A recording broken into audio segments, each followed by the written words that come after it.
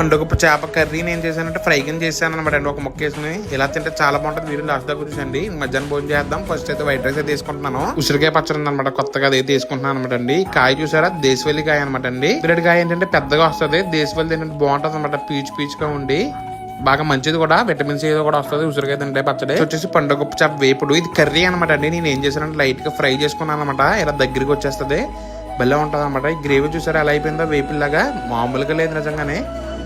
చూస్తేనే నోరు ఊరిపోతుంది అనమాట. కలర్ గానీ అంతా, కూరకారం కూడా మన దగ్గర దొరికి కూరకారం యూజ్ చేశారు, చాలా బాగా వచ్చింది కలర్ అయితే. వచ్చేసి సప్పిడి చేప అండి. సప్పిడి చేప అంటే చాలా మందికి అర్థం కావట్లేదు, కొంతమంది అడుగుతున్నారు.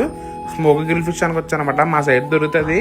మీరు కనుక ఇప్పుడు దాకా టేస్ట్ చేయకపోతే మాత్రం ఖచ్చితంగా టేస్ట్ చేయండి. మంచి స్మోకీ ఫ్లేవర్ తో కొత్తగా అనిపిస్తుంది, టేస్ట్ అయితే చాలా బాగుంటుంది. అలాగే నా తలకాయ అనమాట, గుజ్జు ఉంటది, భలే ఉంటుంది. నా తలకాయ అంటే చాలా ఇష్టం, చేప తలకాయ.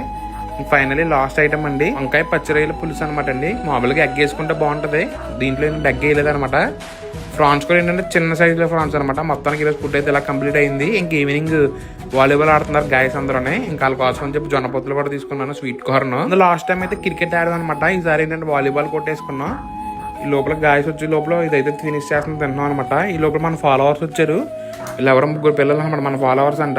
మరి గోదావరి వచ్చుల అబ్బాయి ఏం చెప్తే మన తేడా చూసి గుర్తుపట్టేశారనమాట. వీళ్ళు వాలీబాల్ అయితే చాలా సేపు ఆడాను అనమాట, చెయ్యి మొత్తం ఎర్రగా అయిపోయింది, మన పెద్ద అలవాట్లేదు ఆడేసాం. మళ్ళీ రేపు 10 రోజులు వెళ్తాం గాయస్.